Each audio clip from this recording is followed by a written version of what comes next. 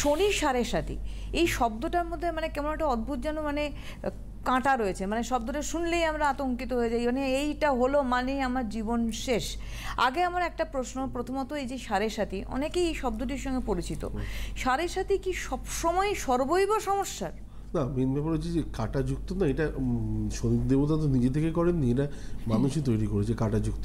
এবারে এমনভাবে করা হয়েছে এতগুলো গ্রহের মধ্যে, আমি যদি বলি মঙ্গল লাইফে খুব খারাপ এবং বলতে বলতে 10 বছর টানা যায়, এবং যাদের লাইফে মঙ্গলের থেকে সত্যি প্রবলেম এসছে তারা মনে করবে যে সত্যি শনির থেকেও মঙ্গল বেশি খারাপ। তো এটা দিনের পর দিন বলে আসা হয়েছে, শনি দেবতাকে নিয়ে ভয় দেখানো হয়েছে, এবং তার জন্যই স্পেশালি যদি আপনি ক্যালকুলেশন করেন তাহলে এটা শনির একটা গোচর, যে ঘরে থাকবে তা আগের ঘর এবং পরের ঘর দৃষ্টি দেয়, এবং এই দৃষ্টি দেওয়ার জন্যই 7.5 বছর থাকে।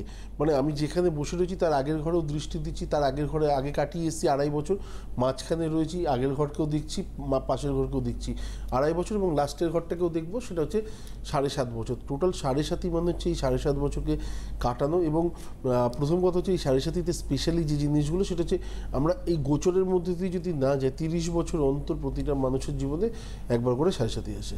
এবার এই 7.5টা কি অ্যাকচুয়ালি 7.5টা হচ্ছে, আমি যদি বলি গোল্ডেন টাইম, এখন যাদের লাইফে যাচ্ছে তারা মনে করবে লোকটা পাগল হয়ে গেছে, আমার এত খারাপ, এটাকে গোল্ডেন টাইম বলে?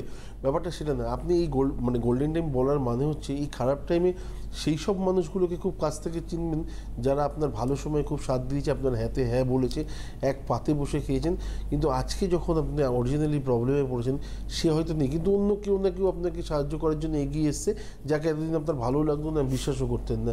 তো আপনি বুঝতে পারবেন যে এই মুহূর্তে প্রকৃত বন্ধু মানে অ্যাকচুয়ালি যে বিপদের সময় তাকে চিনতে পারবেন।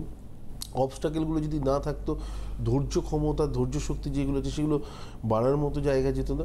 তো টোটাল অ্যাঙ্গেল থেকে যদি দেখি যে যদি ফ্যামিলিতে কারোর একার সাথে সাথে চলছে, তাহলে আমার মনে হয় এটা গোল্ডেন টাইম। কিন্তু যদি কোনো কারণে ফ্যামিলিতে 2জন বা 3জন যাচ্ছে, তাহলে গৃহস্বামী যে দেখা গেল ওয়াইফের চলছে, সন্তানের চলছে এবং হাজব্যান্ডের নিজের চলছে, তাহলে সেক্ষেত্রে এটা পীড়াদায়ক, অবশ্যই পীড়াদায়ক। এবং কোথাও না কোথাও যে গৃহস্বামী থাকে তার মানে অ্যাকচুয়ালি হাজব্যান্ডের কিন্তু সব দিক থেকে একটা বাধা বিপত্তি চলে আসে, এবং যেটা একার হলে যতটা কম আসতো সেই জায়গায় তার থেকে প্রায় 3 গুণ আসা একসাথে, তখন সেটা অবশ্যই একটু পীড়াদায়ক হয়ে যায়।